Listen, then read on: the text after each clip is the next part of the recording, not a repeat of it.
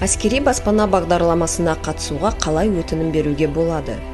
Банктың ресми сайты арқылы интернет-банкингтің жеке кабинетіне кіріңіз.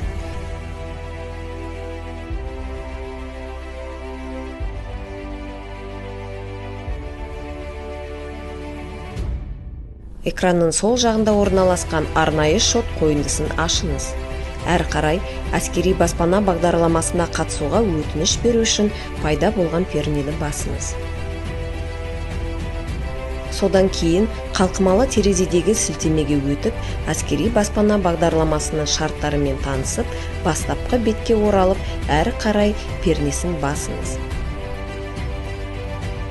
Жаңа ұяшықта сізге ыңғайлы отбасы банкінің бөлімшесін таңдап, әрі қарай батырмасын басыңыз.